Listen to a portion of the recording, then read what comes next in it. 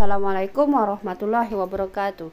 Ketemu lagi dengan saya, Bunda Zaman Now. Semoga saat ini sahabat Bunda Zaman Now dalam keadaan baik-baik saja dan sehat walafiat dan tak kurang suatu apapun.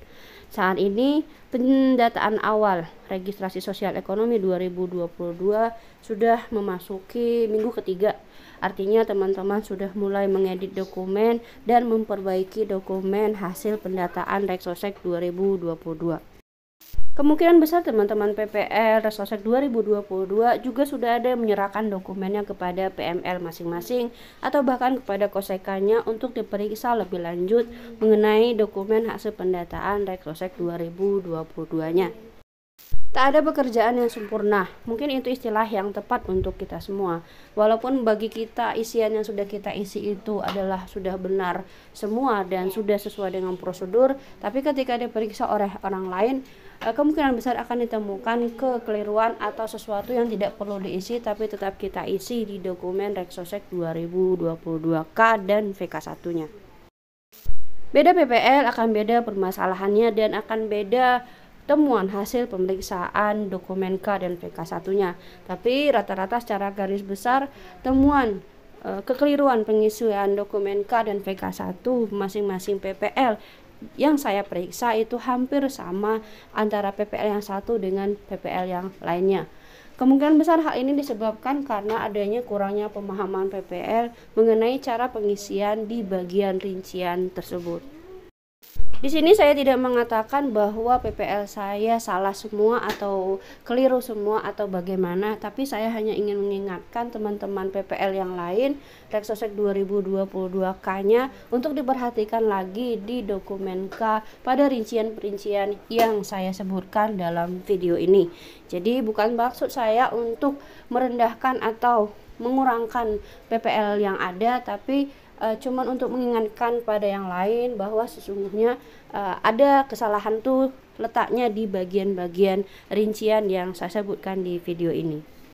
Dari hasil pemeriksaan saya dari VK1 dan dokumen K, dan setelah saya mensinkronkan antara dokumen K dan VK1, saya temukan adanya kekeliruan pada nama kepala keluarga.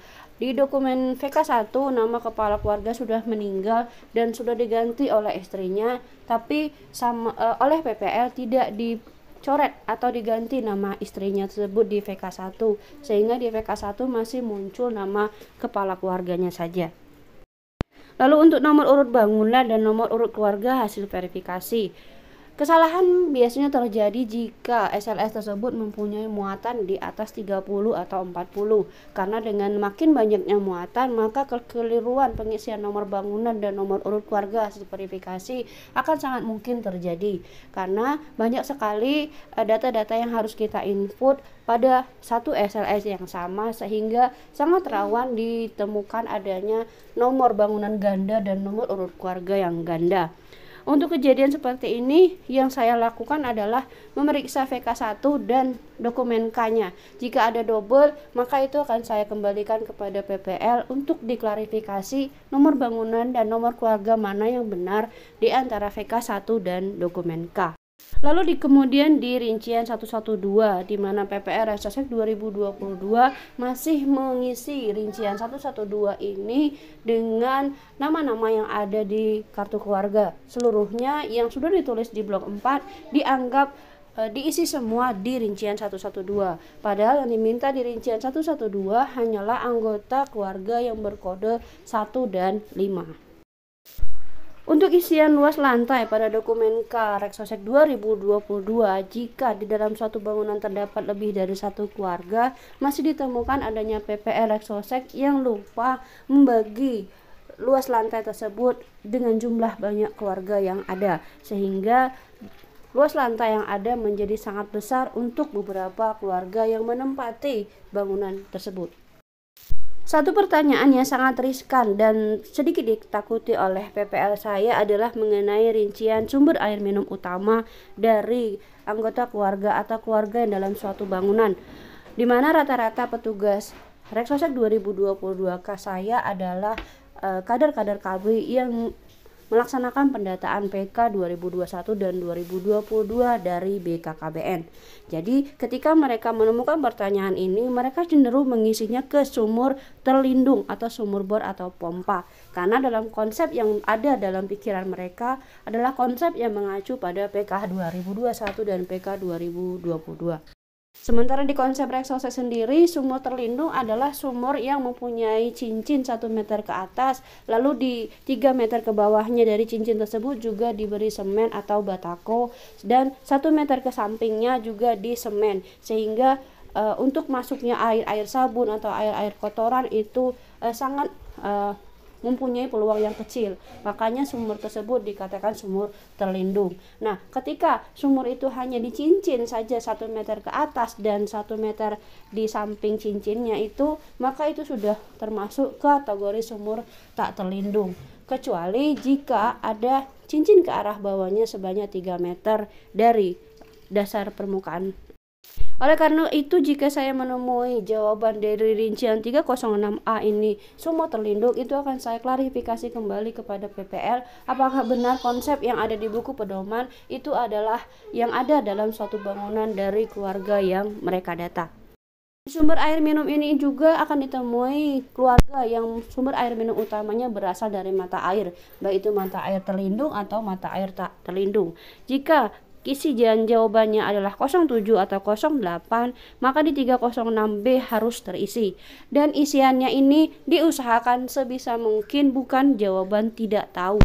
Karena ketika yang namanya sumber air minum itu mata air, baik dia terlindung atau tak terlindung, biasanya itu lokasi mata airnya itu sangat jauh dari pemukiman warga, di mana mata air itu dialirkan ke rumah-rumah menggunakan pipa dan langsung diterima di suatu bangunan itu dengan membuka keran saja. Oleh karena itu, dengan kondisi seperti ini, maka jarak mata air dengan tempat pembuangan terdekat itu bisa dikatakan lebih dari 10 meter, kecuali mata air itu berada di daerah pemukiman warga. Lalu untuk penggunaan listrik, petugas Rexosek 2022 ketika bertemu dengan keluarga dalam suatu bangunan itu lebih dari satu keluarga, maka masih ada yang mengisikan listrik ini untuk keluarga induk itu dengan listrik dengan PLN dan keluarga pecahannya listrik non PLN, karena dalam anggapan mereka yang menjadi keluarga pecahan itu tidak mempunyai ampere sendiri, padahal keluarga pecahan juga menikmati ampere yang ada di keluarga induk, sehingga mau keluarga pecahan dan keluarga induk kedua-duanya sama-sama mempunyai listrik dengan meteran. Dengan meterannya sama di antara keluarga induk dan keluarga pecahannya. Pengisian 309A pada awal pemeriksaan itu masih banyak ditemukan kesalahan, di mana ketika dalam satu bangunan terdapat lebih dari satu keluarga seperti keluarga induk dan keluarga pecahan tadi. Rata-rata PPL waktu itu mengisinya dengan kode 1, yaitu digunakan hanya anggota keluarga sendiri. Padahal ketika ada keluarga pecahan dan keluarga induk, harusnya di dokumen K keluarga induk dan pecahan tersebut berkode 2. Namun setelah diberi pengarahan lebih lanjut, akhir-akhir ini setelah saya periksa kembali dokumennya sudah mengarah ke kode 2 semua. Jadi apa yang saya sampaikan beberapa waktu yang lalu kepada mereka, alhamdulillah bisa diterima dan sudah mereka terapkan pada dokumen K selanjutnya. Rincian lain yang juga menjadi perhatian saya adalah di 310, di mana ketika petugas Rexosek 2022 mengisi tempat pembuangan air tinja ini ke tangki septik, itu akan saya pertanyakan kembali, benarkah bahwa lubang tempat pembuangan air tinja dari keluarga yang mereka data ini tangki septik, di mana tangki septik ini harus tempat penampungannya itu di semen kiri, kanan, atas dan juga dasarnya. Nah, apakah benar seperti itu? Karena konsep tangki septik di buku pedoman juga mengharuskan adanya 2 bak tempat penampungan tinja tersebut, di mana 1 bak tempat menampung dan 1 bak lagi tempat menyaring kotoran yang ada. Apakah benar seperti itu atau tidak? Lalu di halaman selanjutnya, petugas Rexosek 2022 masih ada ditemukan kesalahan dalam penghitungan umur, di mana ketika anggota keluarga dari responden yang mereka data itu belum berulang tahun, pengurangannya dilakukan dengan 2022 dikurang tahun lahir. Padahal seharusnya penghitungan umurnya adalah 2021 dikurangin tahun lahir. Dan satu hal yang masih diragukan isiannya oleh petugas Reksosek 2022K saya adalah ketika ada bayi baru lahir yang belum berulang tahun. Mereka belum berani memberikan umur pada si bayi tersebut karena masih meragukan isiannya itu harus diisi berapa. Padahal untuk bayi yang baru lahir ini cukup kita isikan umurnya dalam 00 tahun. Lalu untuk rincian pendidikan. Untuk rincian pendidikan ini yang saya lakukan pertama kali adalah memberikan edukasi kepada PML-nya terlebih dahulu bagaimana cara mengisi bagian rincian pendidikan ini. Karena dengan saya memberikan edukasi pada PML Reksosek 2022-nya, maka PML akan dapat mengedukasi PPL-nya sehingga rincian ini bisa diisi dengan baik. Yang masih ditemukan kesalahan adalah ketika ada anak yang berumur di bawah 5 tahun. Oleh PPL rincian ini tetap diisi. Padahal ketika anak tersebut di bawah 5 tahun, rincian ini tidak perlu diisi. Dan ketika anak tersebut sudah berumur 5, 6 atau 7 tahun tapi juga belum sekolah, rincian ini pun hanya perlu diisi di kode 412. Pada bagian ketenaga kerjaan dan usaha, hal yang sama saya lakukan adalah seperti saya mengedukasi PML dalam mengisi pendidikan. Saya ajarkan kepada mereka bagaimana cara mengisi status kerjanya dulu, sehingga dengan mengetahui status kerjanya ketika anggota keluarga tersebut berstatus kerja 1, 2, atau 3, maka keusahanya akan terisi ke bawah. Nah, ketika dia status kerjanya berkode 4, 5, 6, 7, dan 8, maka yang perlu kita tanyakan adalah menanyakan apakah di balik status kerja mereka di kode 4, 5, 6, 7, 8 tadi, apakah ada usaha sendiri di rumah atau tidak. Pada awalnya sangat sulit mengedukasi mengenai pengisian ketenaga kerjaan dan usaha ini. Namun dengan pendekatan yang terus-menerus dan pengertian yang terus-menerus, akhirnya PPL dan PML saya sudah tahu bagaimana mengisi di bagian usaha dan ketenaga kerjaan ini tadi. Sehingga makin kesini, makin dokumen yang dikumpulkan makin bagus dan tidak terlalu lama untuk diperiksa oleh kosekanya. Kemudian di halaman keempat, di mana petugas Reksosek 2022 masih rata-rata bingung mengisi pada rincian 429, di mana rincian 429 ini akan ditanyakan ketika anggota keluarga tersebut berusia 60 tahun ke atas, atau dengan kondisi anggota keluarga tersebut mempunyai gangguan-gangguan penglihatan, pendengaran, berjalan, menggerakkan tangan, beraktivitas fisik, atau mengurus dirinya sendiri yang ada pada poin A sampai J di rincian atasnya. Ketika rincian 428 di poin A sampai J ada yang berkode 1 atau 2, maka di rincian 429 ini juga harus terisi. Nah, mungkin akan jarang ditemukan harapan kita di 428A sampai J berkode 1 atau 2. Yang sering akan kita temukan adalah kondisi di mana anggota keluarga tersebut berusia 60 tahun ke atas. Maka, ketika 60 tahun ke atas, otomatis di 429A harus diisi. Bagaimana mengisi rincian 429 ini? Petugas Reksosek 2022 hanya perlu melihat apakah anggota keluarga yang berusia 60 tahun ke atas tersebut atau yang mempunyai keluhan di A sampai J 4 rincian 428 ada yang berkode 1 atau 2, adakah yang menemaninya di rumah? Yang menemaninya dalam artian di dokumen K dia sendiri atau ada anggota keluarga yang lain. Ketika dia sendiri, maka di rincian 429 ini kita buat ke kode 2 karena ada anggota keluarga lain yang di luar rumahnya atau di luar dokumen K-nya yang menemaninya. Tapi ketika di usia 60 tahun ke atas suami istri itu masih ada, maka di 429A ini rinciannya berkode 1.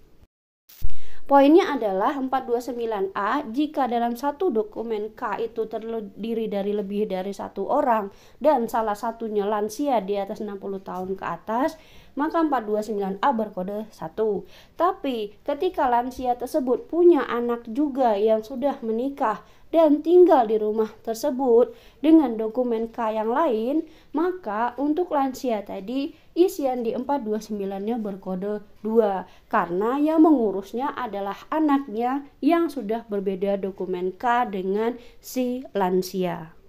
Rincian lain yang masih banyak ditemukan kekeliruan pengisiannya adalah di 431 bagian B, C, D, dan E. Di 431 B, C, D itu hanya ditanyakan kepada anggota keluarga yang berusia 5 tahun ke atas. Jadi semua anggota keluarga berusia 5 tahun ke atas harus ada isiannya pada 431 B, C, D. Sementara untuk 431E hanya ditanyakan pada anggota keluarga yang berusia 5-30 tahun. Artinya 431E ini hanya ditanyakan kepada penduduk usia sekolah. 5-30 tahun adalah usia-usia di mana anggota keluarga tersebut harus bersekolah. Apakah dia mempunyai atau mendapatkan bantuan program Indonesia Pintar atau tidak.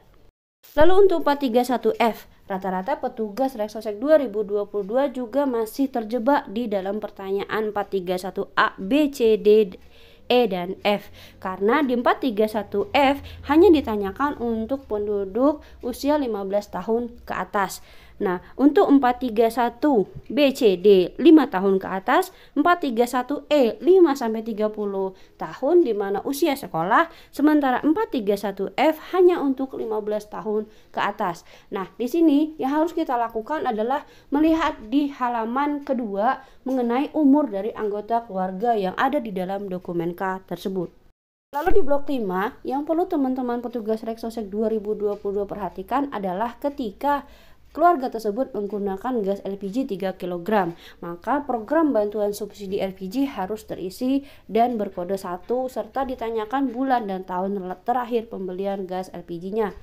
Dan satu lagi adalah penggunaan listrik. Ketika anggota keluarga atau keluarga yang PPL data adalah penggunaan listrik 450 watt, maka program subsidi listriknya juga harus terisi bulan dan tahun lahir mendapatkan subsidinya. Mungkin tidak semua koseka mau memeriksa dokumen K dari petugas-petugas Reksosek 2022. Namun bagi saya, dengan saya memeriksanya terlebih dahulu sebelum dokumen tersebut di-entry, akan mengurangi beban kerja saya ke depannya ketika dokumen tadi di-entry. Karena ke depannya pekerjaan-pekerjaan lain juga akan sangat banyak menanti. Wassalamualaikum warahmatullahi wabarakatuh.